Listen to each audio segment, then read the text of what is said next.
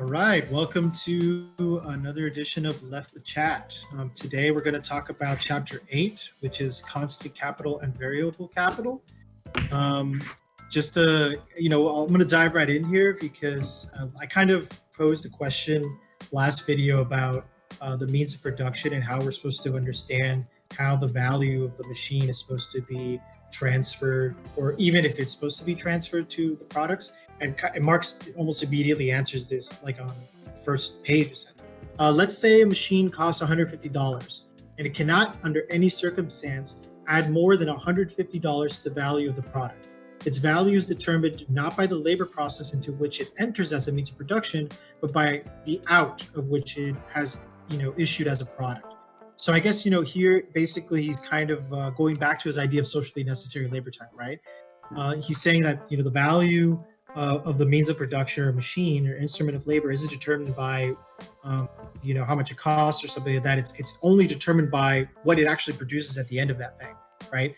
And so the machine creates something with labor, and then society decides to buy it or not, right? And that's what determines if it's socially, necessary or not. So he has that passage. And he also mentions here another quote on, I believe, page 314, where he says, hence the value of a means of production reappears in the value of the product, but it is not, strictly speaking, reproducing in that value. What appears is a new use value in which the old exchange value reappears. So again, this is kind of answering my question from the first part, where means of production don't add value. They're just kind of deteriorate over time, and like over the course of its deterioration or its lifetime, it's just transferring its value to the products that it ends up creating. Right. So yeah, that segues perfectly into what the title of the chapter is: constant capital and variable capital, and what machines could be classified as. And we'll talk a little bit about how automation, we talked about a little bit last video, but we'll talk a little bit how automation kind of falls a little bit into both of these categories. But to start out, let me just define straight out what constant capital is, and then we'll talk about variable capital. So constant capital is past labor already congealed or present in commodities that are used as means of production. So the value, like we discussed last time, of the means of production gets transferred into the new commodity through the labor process that Marx talked about in chapter 7. And the process of transferring value can be complicated because some forms of constant capital end up in the new commodity and others don't. So, I mean, Marx, loving his cotton again, talks about, cotton may end up in the final shirt commodity, but, pieces of the machine to create the shirt do not. So that kind of talks about, the spindle, right? Or nowadays factories or whatever factory machinery doesn't end up in the actual end product. So it kind of gets a little complicated in determining, how that constant capital is passed into the value of the new commodity. So like you were talking about, the machine ends up depreciating in value. The machine has wear and tear over time. So Marx talks about, fractions of the value of that machine passing on to this new commodity, for example, into this new shirt commodity. So in other words, the machine may depreciate in value, but the shirt increases in value. And essentially there is kind of this balance. To quote Marx, he says, "It is thus strikingly clear that means of production never transfer more value to the product than they themselves lose during the labor process by the destruction of their use value." Yeah, it's almost like Marx's theory of the preservation of value, right? Like value can't be created or destroyed, merely transferred. It's almost kind of like that. Right. Yeah. It feels that way. So that's constant capital. It's basically whether it's the raw materials that are going into the commodity or the means of production, depreciating over time. That's all that value that gets transferred into the commodity, as opposed to variable capital, which very simply, variable capital is labor. It's the value given over to hiring laborers. In other words, it's capital invested in hiring labor power. So without variable capital, without labor power, the production process would come to a halt. And, this is where Marx is again talking about, the power behind labor.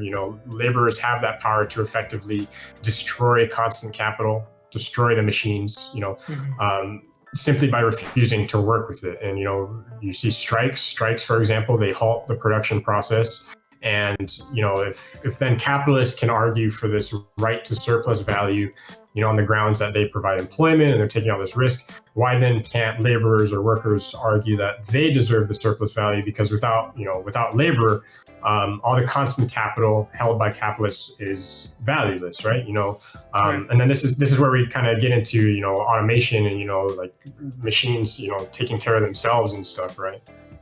Yeah. Marx actually ends the whole chapter, and I'll read the quote because it's really good. But he's very he's kind of prophetic in the sense that he's also cognizant of the fact that of technological change, which I think he introduces in this chapter, but then ends up having really far-reaching consequences towards the end of his whole analysis. And I'll talk a little bit about that. But the quote is on page 319, and it says, "The technical conditions of the labor process may be revolutionized to such an extent that where formerly 10 men using 10 instruments of labor worked up a small quantity of raw material, one man may now, with the aid of one expensive machine, work up 100 times as much raw material. In the latter case, we have an enormous increase in the constant capital. This change, however, alters only the quantitative relation between the constant and variable capital, or the proportion in which the total capital is split into constant or variable constituents. It has not affected the essential difference between the two." So I guess here Marx again is what I started off with, is that he's acknowledging the role that technological change has in the production process. But he basically contends that it doesn't matter. Machines, it doesn't matter if you create a more powerful machine, you still, at least at this point, require one human to run it. So you're still getting machines can't go on out of the. Sorry, go ahead. No, I was just gonna say machines can't go on strike, right? So you still need that human. Right. What I'm saying is you're still getting the surplus value out of the human, according to him. The only difference is how much money you end up spending on constant capital versus variable capital. So, before maybe you had 10 workers and you're paying them $100, and you only spent $10 on the means of production. Now it's flipped. Now you're spending $100 on the means of production and you're paying the worker only $10, right? It's only one. And this, this is kind of giving a preview to this idea that a lot of Marxists talk about, which is the falling rate of profit, right? And it's basically, as more and more automation occurs, to the example I just gave, you're using more and more machines. You're spending a lot more money on constant capital, but the amount of money you're spending on variable capital decreases. So then where are you going to get surplus value? And this is why profits tend to decline in areas where things are very automated, which, going back to the video that we had previously, I kind of alluded to with my examples of all these profitable companies. The most profitable companies are still companies that employ a lot of labor, whether it's, globalized labor like Apple does with Foxconn, or it's Walmart kind of style labor exploitation, or if it's like Googleized kind of labor exploitation, where they're just stealing all of our data and our digitized labor, so to speak, right? But then all the industries where they're heavily automated, like automotive industry, the automotive industry, mining industry, their rates of profit are not that high. So it's that's kind of something interesting, but it's also heavily contended with. Specifically, Steve Keen kind of shits on it still, because and I think we talked about this in one of our earlier videos, that he doesn't believe that labor is the only source of surplus value, that machines can produce surplus value too. But we'll tackle that another day. But I just thought this was really kind of like an allusion to a very important concept for later on. Yeah, for sure. So now that we know what constant capital and variable capital is, Marx kind of wraps those two things up into how the total value of a commodity is determined. And he gives this equation that C plus V plus S equals the total value. So constant capital plus variable capital plus surplus value equals the total value of a commodity. So then again, Marx is, talking about how variable capital is what needs to be controlled by the capitalist, because, like we were saying, machines can't go on strike, but human laborers can. And Marx is basically telling workers here that, they, or we as workers, have all the power, but, it's in the interest, of course, of the capitalists to make sure that that we as workers don't recognize our central role in the production process, in the labor process, and the power that we hold, right? So, and then Marx talks, how it's this, going back to what we talked about previously, this fetishization of the labor process. He wants to counter this, deliberate fetishization by alerting us, the working class, to our true position in relation to, surplus value production, and really talking about that class struggle, right? Yeah, it's a revolutionary thought, because once you kind of realize, the amount of power that you have in the production process, that without you, the machinery of capital comes to a halt. Because if not, these machines, at least again right now, can't run themselves. It's got to be people banging away at their computers or whatever to produce value. So without us, everything comes to a halt. I think the struggle for the left is getting people together, it starts with education and getting them to realize these things, but then having the kind of strength of will to organize, and also challenge. And a lot of people are scared. A lot, I like doing that. A lot of people are scared of going on strike, because you have to trust your fellow worker that he is going to be out there on the picket line with you. Because if he's not, all of a sudden maybe it's only 2 of you guys and you 2 guys are getting fired. But if it's all 500 of you, then it's a different story. So that solidarity is so important. And I think it takes time to build those kinds of relationships. It takes a lot of trust. For sure. It makes me think of I was watching this. I think Gravel Institute posted a video about this Amazon worker who brought up these unsafe COVID conditions in his factory. I think it was in like Long Island or Staten Island or something like that. And he was kind of this whistleblower. And then they kind of, I think they ended up firing him or something like that. And this kind of led to, I might be mistaken, but this kind of led to, more people then going on strike. But of course, there's always that risk of one person, going against the company. Is not going to be as succccessful versus, the entire company, right? It never is. And that's why, Ronald Reagan, in the 70s spent some, or I guess 80s, I don't know, late 70s, 80s. He spent so much time destroying the labor unions. They held so much power. And subsequently, that's why labor in this country has been devastated, with the destruction of the labor unions. But hopefully that's starting to come back. I think I read actually an article today. I have to go back and read it. I think I skimmed it. But I think that a lot of more Amazon warehouses are unionizing, much to the chagrin of, I was going to say Jeff Bezos, but he's not even head of the company. The CEO. Yeah. So that about does it for Chapter 8.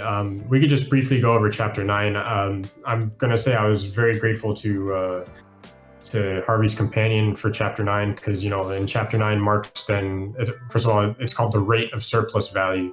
Marx puts on his accounting cap once again and brings up all these equations and things that get kind of confusing. So I was really grateful to Harvey's guide that breaks it down. So he uses the categories that we just talked about: constant capital, variable capital, total value.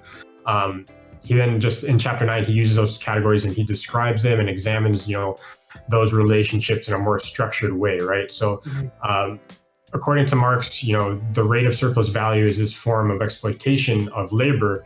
And since workers are the ones creating but not getting or allocating, the surplus value, Marx wants to look for, an exact expression of the degree of exploitation of labor power. So he comes up with some ratio measures, I guess you could call them. And before I get into those and describe those, it's just important to remember that what we just talked about that C plus V plus S, constant capital plus variable capital plus surplus value, equals that total value of a commodity. So the first ratio that he comes up with is C over V, or C divided by V, constant capital divided by variable capital, equals the rate of productivity. So essentially that equation is describing how much variable capital or labor you need in relation to a certain amount of constant capital in order to create a certain commodity. So for example, I guess you could say, it's still a little difficult, I'm going to be honest, to wrap my head around it, but I kind of understand what he's talking about here. It goes back to the example we gave, right? Like that ratio explains, industry, the capital intensive industries versus the labor intensive industries. Exactly. Your Googles versus your, I don't know, Nike sweatshops. You know what I mean? That's what at least that's what I understood it as.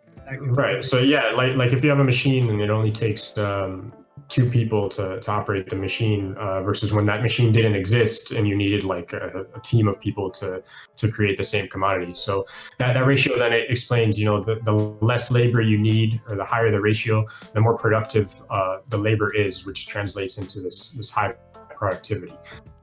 So the next ratio he talks about is S over V, surplus value divided by variable capital. And that describes the rate of exploitation of labor power. It's the amount of surplus value that a single value unit of labor power can produce. And, the higher that ratio, the greater the exploitation of labor power. Yep. Basically, you're producing a lot, but getting paid shit. Yep. So then finally, the last ratio he gives is S divided by C plus V. Surplus value divided by constant capital plus variable capital equals the rate of profit. So how much value has been created with both inputs, constant capital plus variable capital.